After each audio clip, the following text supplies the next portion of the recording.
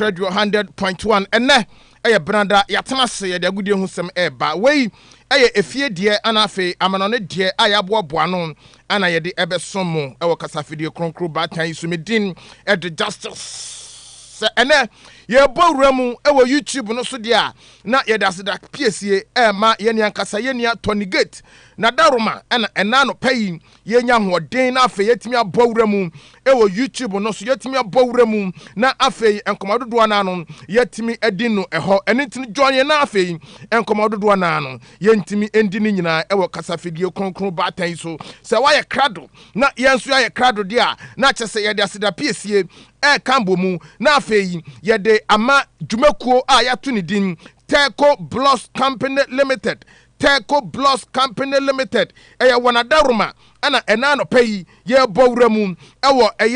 Facebook no so ye bowramu ewo YouTube no so enche kura Facebook no Tonigate madaruma omokeka no mabom na afi omotimi ahwe na afi enche kura no yetimi asaba back na anopay de obe join yen na o join yen dia na chese YouTube no so eho ana yedi nkomododo na se de maka no yemfa se da PSA emfama Teco Bloss Company Limited se open blocks papa etimi edi wuduma se open blocks den etimede si wudan se ye nsuomu se ya botan so se ya techem me say Teco Bloss Company Limited one blocks no ene na no pay me kanfo ede amount me say se open blocks ahoɔden wom blocks sabio kotre kura fa ho enflow dia na Teco Bloss Company Limited adaruma omo asem ana making ene ntin ene ha ho emfa contract emfa mo bi o twa blocks na obeko blocks no timi de one back na wo de twa 60 chese blocks etoda hadwene pa say one back say wudi 50 blocks wudi 60 blocks enya papa sabi kotra kura fa ho na efuro eno nti ana na no pay me kanfo Teco Bloss Company Limited one blocks ni bi etimi ede amount say open pavement blocks say open solid blocks and only you 4 inches 5 inches 6 inches afa say open hollow blocks you 4 inches 5 inches and afa 6 inches say open road caps ni nyal okopie mu e Teco Bloss Company Limited won sa ebetim akan blocks ni nyina bi ho no mu afa yi wo de no to nchen a say o hwe Teco Bloss Company Limited hwe yen ewo Abidjan kwanta wodu ani akiremu ewo Lake Road ekwano so no ehwa na obehu yen frɛ yen ewo 0209 664 449 0209 664 449 afa obetim ehu yen ewo Sabin Akro from opposite Zoda Company no automatically empanimfo ebehwe na afa empanimfo atimi ama discount umpe we ede na ope wonya discount no free wana no na okọ wanim no say within Kumasi hanko ande a se no so se empanimfo e de begu kamu e de akogya okwa umpe we eden na ope Teco Bloss Company Limited yes quality blocks at affordable prices wanadaruma ene na ro pay yes nkonya na ye de agudie hu nsem nyina no ye de ebrem live on your radio 100.1 afe yenkwana afe yemfa nsem nyina entimi emfengu ho emfama once again Paint Radio 100.1 midin at the Justice YouTube no so Tonigate adaruma ana ye wuremu kama wana code kakra na so ni tifa edwane gaga Tony nyabotra wate ahodi ebetimi aba enche kra obetimi asore na afe watimi awe cassette mi abupom eno Tonigate ne de no eno tire quick yenko na afe yemfa ensem ne nyina no yemfa engu ho emfa emamo live on your radio 100.1 dia na enano pay ensem ne doson papa ye de ni nyina no ebremo na yenwuramu ewo Spanish La Liga num enoda match baako etimi eba so na match na ano odem pa na chese Deportivo La Corona anafe Elche enoda big game no etimi eba so Deportivo La Corona anafe Elche na sa game no mu de tiani Pierre-Emerick Aubameyang okano Pierre-Emerick Aubameyang okano wongoye onkoye Aubameyang say sana ufi sa wayemra debida onye mre odaso gina bebi ogina na game no ikoso no ayade game no ende 1-1 na Pierre-Emerick Aubameyang go be akwadaa ne share no esawori ensa o ka kire o join yen e wo YouTube no so a obehunu PR Emerick Aubameyang ni goal anoda akwadaa no etim e share abra Deportivo La Corona and Elche game no etim end 1-1 PR Emerick Aubameyang. What a goal, what a control, what a touch, and what a finish. Pierre Emerick Aubameyang. Jesus, akwadani ye back. Ewa Deportivo La Corona. Enwada akwadani go no na ano shepa game no and 1-1 afei yen free Pierre Emerick Aubameyang na suye na yen ko piemu ewa Barcelona. Na good news Edma FC Barcelona. Enwada Rodri akopiemu. Rodri Edru Rodri anya kopiemu ewa FC Barcelona bobo konum ahead of ne medicals na ebas no Rodri atimi akwa koduru eye Barcelona Rodri ekoduru ye no ujoani ye ewa YouTube no so a esawani ensa ka kire efe papa hey FC Barcelona afi emfinfi ho abayiri se bibi afi Barcelona emfinfi ho no abayiri se bibi anintene Real Madrid fo no ende mo mpa baabi nyina munyina ye papa eye Rodri Pedri ana afei eye Dani Olmo ana se Rodri Pedri ana afei Fermin Lopez afi versus hwan eye Chouamani ana se eye Bernardo Silva na eye hwan Ada Gule ana se Jude Bellingham afi we Fedi Valverde mon pɛ dwuma ye won finfin ho Rodri anya bedru na Rodri ebedru ya no Rodri ekasa kakra na o join ye e wo YouTube no so a Rodri ebedru ya na pɛ ana Rodri say na ni anje say watimi adjoin FC Barcelona bobokun ahead of the medicals no na o say club a ye friend no FC Barcelona no aye ni dream club Rodri say FC Barcelona aye ni dream club na obedru ye no ni gisem na yentie Rodri kakra na na nije papa se oben medicals edema FC Barcelona Rodri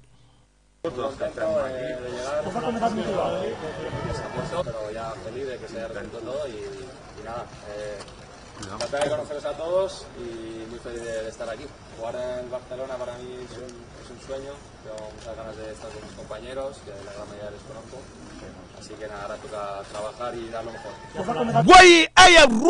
Rodrigo Cascante, Ninsam Nibi, ana midi to Jano Aquadane se ene nije pa. Se watim abe piemu, ewa FC Barcelona bobo kom na ni dream club. Na bara wa no enkruwa ana obeje enkruwa ana obeboa Barcelona ose Barcelona omafo omakwada no Barcelona akwada no omosa timi aka no Rodrigo Cascante ninsam ne bi ana mede eto wanim no na yaka Rodri asam no wonim sa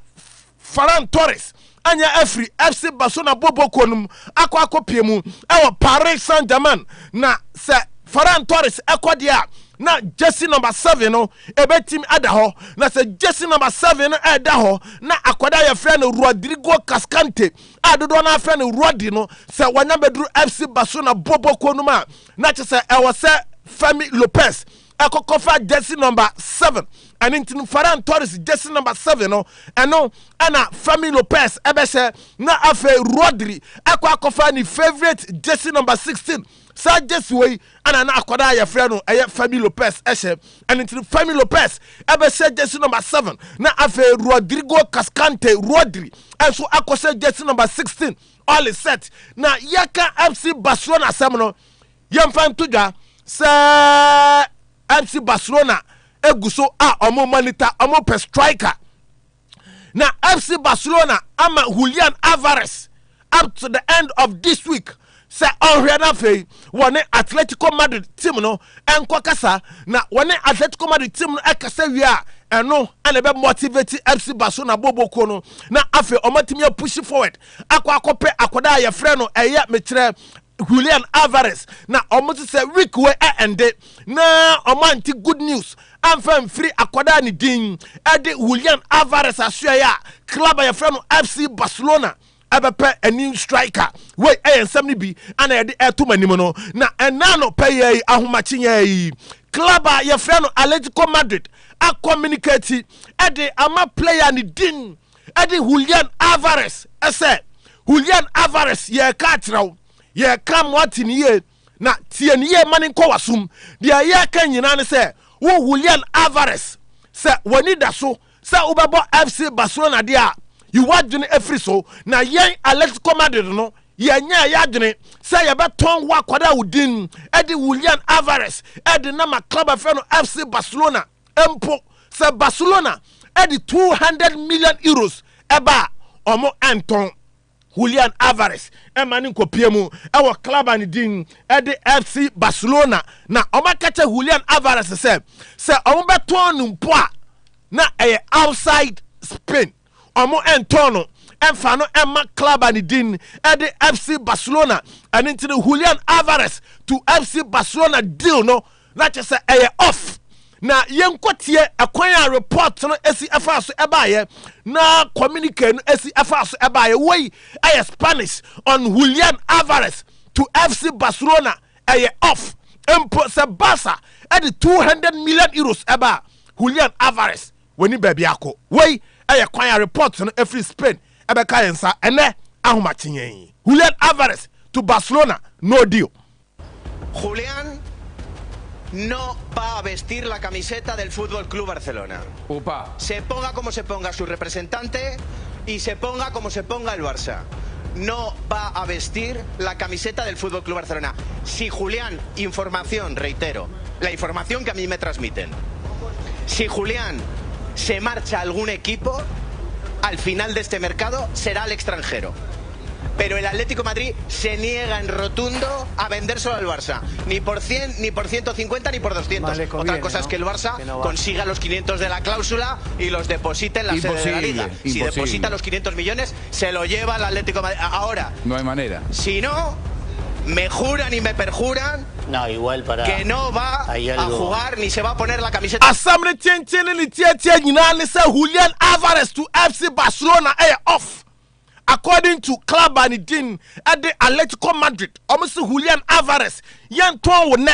and to china and for my football club and din at the FC Barcelona. Na say you bet to humpa na club sa or more outside Spain. And pose Barca at the 200 million euros bar Julian Alvarez to FC Barcelona. Off, no deal. Why sama eba and I don't pay ye DB 18 amamo. Now you say FC Barcelona and rather than be told ya say FC Barcelona two alternatives. Bako Lautaro Martinez Mienu Victor Gyökeres. Now and I don't pay reporting and say Victor Gyökeres to FC Barcelona. Arsenal for say Barca for Enobia and Kasaye. Barca for any Arsenal ni bia and contact here no communication ana akoso and intercept Victor Gyökeres eko FC Barcelona no to say ya say deal no bibia ntimi nkoso sa bibia ntimi contact bi ntimi nkoso nemom Lautaro Martinez agent and Lautaro Martinez camp emaye amekan bibia entim enfafasa ensemwe enintino ebia na bia likely say akoda ni din ade Julian Alvarez ni deal no offer na other alternative no ebetim Lautaro Martinez na enwada me kachire o say Lautaro Martinez no interforce omo 100 million euros 100 million euros FC Barcelona 100 ene mubenya okay yantwene ehwe Barca omo atimi awie Joao Cancelo ni medicals ana obetimi akwakoye sanso ana akoda ni din ede metre Rodri soso ni medicals ahead also akwakoye we ensem ni bi na Joao Cancelo ekodru ye no ana Joao Cancelo say okan ede tre Deco said club bakupe ana ono Joao Cancelo no obebo sa club no ana club e friend FC Barcelona na okachira Deco say club e friend Hilal for no senka omo anja no amena ntwane Barcelona for free a ko betra Hilal boboko no onsi akan nanso so busumi bia obaje ni salary on movie 1 inch ni sika bia ka mu bia no ko betimi age we ayensema akoda ni din e Joao Cancelo wode atudwa na no pay ye de bi 18 amamo Manchester United e de atudwa say Bruno Fernandes is not for sale. Bruno Fernandes is not for sale. Club bia upe Bruno Fernandes no you wani omo entono e wom saka ne contract no 1 year na clubs are every outside England eba no ni release clause no 57 million pounds. Manchester United report and say since May ana omoma Bruno Fernandes contract say unsteady na ontim extend and from Emma club and din at the Manchester United. Yes, interest etimi every Galatasaray etimi aba Nemum, yes, Manchester United, and your imagine, say Bruno Fernandes, Omobetimi Atono, Zlatan Ibrahimovic, as a young Camobiasonte, say Arsenal Bobo Kono, or Muhaye, who papa. Now, club Biawan Arsenal Asiano, Dinaye na Heye, and some say Arsenal Bobo Kono, Baby or Monamino, and a Quenya or Mede club and it did Manchester City, a fasono, say a Premier League go, say a Champions League, say Ukosia Arsenal Bobo Kono. Was witimi heye was ade ba ko etimi koso and yam se no pa and say Arsenal boboko no changes not changes Arsenal no na say akoda ni din ade Bruno Gomares free mo na Declan Rice na eba afa Luis Kelly free mo na Martin Zubimendi na eba e better as free mo na akoda na say Martin Odegaard free mo na e better as na say akoda ni din ade noni Madueke Efrima na Bukayo Saka was wahade din and say there be Arsenal Bobo Kono afiwe omuhu be hu pa was it last the China walkra kai have Efrima Arsenal the player eba na player ben was it yakora ni din ade Victor Yokeres was it Calafiori Efrima na Piero Henkapi was it afiwe. We a team now could say Arsenal. Be very, very careful. AS Roma, any club and team, any FC Porto, verbal agreement, a team Ayajuma, Akodani Din, Eddie Rodrigo Mora to club and team, Eddie AS Roma, not just a imminent 25 million euros. Sika, Roma, any Porto, a team I agree. Akodani Din. Ade Rodrigo Mora, Johnny Football Club and din, Ade AS Roma, where I am 70 and Ade Mamano, Afe Uko Piemu, our club and din the Inter Milan and Nyambre, third bid, Ebetim Ako, Ade Ama Kwadani Din, Ade Curtis Jones, Awo Sinakai, Ade Ama Liverpool, Inter, Atiesia Kwadawe, since January, na Inter, Ade Kandi 30 Ako. 35 ako ninyina club and din ade Liverpool arejete Inter ehwanimu se third bid no ebetim ako na ewo AS Roma so e wana no reporter ebacho say AS Roma niabre personal terms with Malik Fofana done not just Malik Fofana ebetim adwani club and din ade AS Roma from Olympic Lyon FC Barcelona captaincy. Not to say, Oma confirm it. Now, 2026, 2027, Barcelona captain, Rafinha, second captain, Frankie de Jong, third captain, Pedri, fourth captain, Gavi, fifth, Eric Garcia, not to say FC Barcelona, captaincy, Omo etimi ewie, where I am 70B, and I'm in the Emamo live on your radio, 100.1. Now, Hurricane, Anna Akasa, Eddie Kain on Ballon d'Or, Yebisa Hurricane, Sir Ballon d'Or, no. Obetimi ajana wasi di also otimi ye bia na watimi etimi aye na vote no enini nsem obe 2 to 3 months ohwe ni mu ansa na Ballon d'Or no etimi abaso enu ntino ono Hurricane de watamu chuku otwen sanso so ana ne contract no so no ohwe ni mu so obetimi assign obetimi extend the contract na wakoso atena club ani din ede Bayern Munich bobo konum Beniot Bediashile to Napoli bibia ye done week we enko we na Beniot Bediashile na watim akwa ni medicals etimi Adema Football Club and din ede Napoli Salonson sa Tottenham Hotspur one goalkeeper and din ede Guglielmo Vicario to Juventus done loan option na afi omatimi ahwe sa ometimi assign no permanent and now pay Guglielmo Vicario atim akopiemu Turin ahead of the move to club your friend Juventus where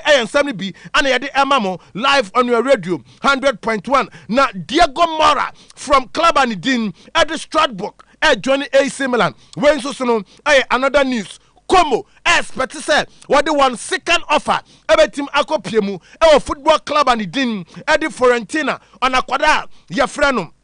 metre Moises Kane we nsam bi na Toyd Bolly reporter ba kire say Toyd Bolly any Mark Water hwɛ ni mu say one shells what Chelsea no on betimi aton on betimi agemu kra de ama openikese a ye frɛ no Clark Lake Capital na reporter ba kire say Clark Lake Capital no already uwura mu Chelsea a stakeholders shells no omo 60% na Toyd Bolly any Mark Water hwɛ ni mu almost so no one shells no obetim agemu ediamo penikasia ya frɛ no Clark Lake Capital we nsam bi ana de emam no na Rafael Leao reporter ba kire say Rafael Leao ebetim join AS Roma yes AC Milan a offer Rafael Leao Edinama Football Club and din ede AS Roma we nsam bi ana de emam no Liverpool agiatum sakoda ni din ede Bradley Bacola sika between 125 million euros and afi 134 million euros Liverpool ebetim etua agemu Adama Football Club and din at the Paris Saint-Germain na enye Bradley Bacola nko ana adwani Liverpool sanu so say Ibrahim Mbaye anso so no ebetim adwani Liverpool so no won boboko no we nsani bi ana mede emam no Manchester City ani abre after say Arsenal Manchester City no Man City hwe animu club friend Manchester City ebetim assign 2 players from Chelsea Malo Gusto 70 million Man City ebeko animu afei player ni din ade Enzo Fernandez Man City say still nano on be try no ma so omunsa ebetim aka akoda no West Ham United ani abre say Racing Nelson on betim assign no ade na free Arsenal boboko no Arsenal de atodwa say mrantie mienu aye den obetim agyo mo kwan aye mrantie ben Etan Nwaneri ana afi akoda ni din ade Gabriel Martinelli we aye nsam ni bi ana de emam no Manchester United akoya enquiries aba akoda ni din ade mecha Victor Gyökeres ana afi Victor Osimhen ne say Victor Osimhen dia no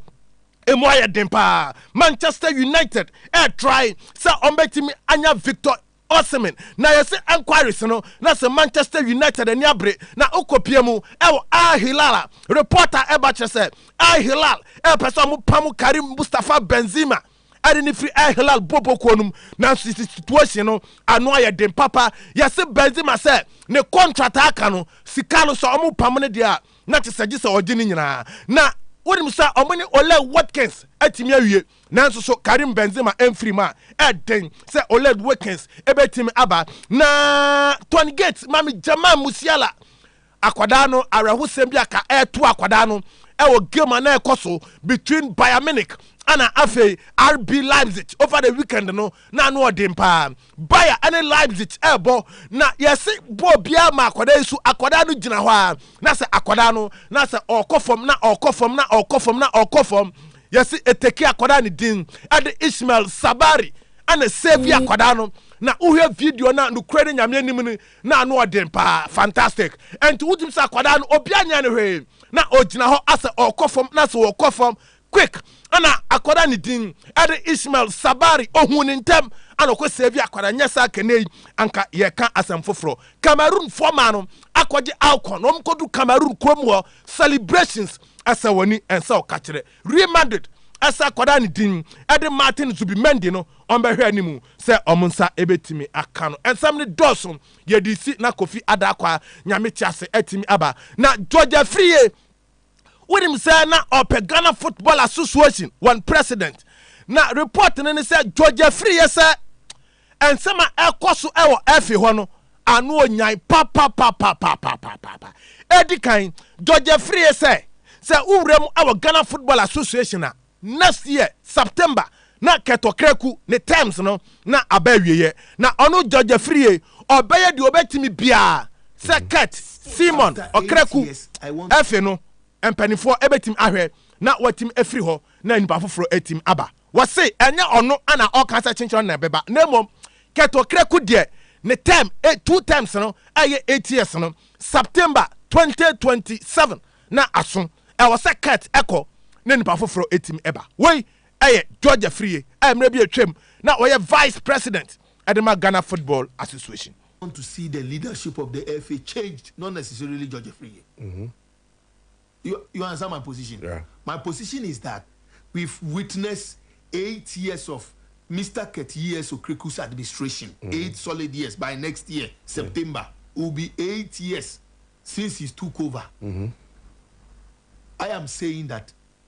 Wabeyebi, Berima Beyebi, but new person must emerge to take. A simple new person must emerge to take over. Where Uncle George Free na Yabisani said, "They are okay. Wow, Baba." And I say, "Oh yeah, then they will see can I say Ukra when you Jumano Oba Beyo na Asembe na Okafahu. Wow, George Free, F Jumano, Opeana." That whether me or somebody else, new person must take over from the FA. But if people call you, you go. I can't tell for now. I have a lot of things doing now. My interest, pa, will be to see one of these young guys emerge as the next. Hey, Uncle George Free was say, cat, upel, 8 years ason. Now, a man so was started to just say, no, our referees, our Ghana Football Association, match be ha, F to me catch a referee, say, call, na kodina, udino, make sure say, resource no, enquire afa, George Free, Okasapa. Wait, George Free on Ghana Football Association. Say Omankasa personal referees. Technology should be able to guide you. Yeah, true. True. Take referees to training, get them, groom them, do everything, prepare them for, and then in the selection process, put them. Look, in modern days, it doesn't matter if Kotoko is playing Hearts and the referee is from Accra. No problem. If he's a qualified and somebody who is upright, why not? Eminent ko ye de Uncle George nsem be sia na okasa bebre nyambo china ye ba ye betimi atwa so. Mr. Kofi Adakwa Nyametiase, your number 1 morning show host is in wagina edwa. The neno obai ompede ho asem ode na wan kwana di o see if ne kwe ompede ho asem ti oba ode na wan kwana di asem bi edi o na meso bi na wan kwana di meso Kofi so me bra no meso menini ni asem enti Kofi enya ababedru na Kofi na me hwa mi hu enti no na say I don't know butu ano ma hwa mi hu bitimsa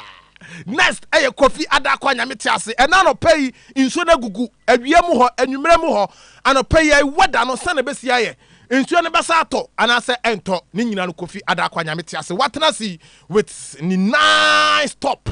no ano dempa nice one fe na top we there MZ free UK UK the show no so anya bad cry shoe we your upest one shoe need your hair free Italy the shoe na ba jimienu na matoni baako na meso man baako next Kofi Adakwa Nyametiase with Pent Radio anopa nsempa ono ana etwaso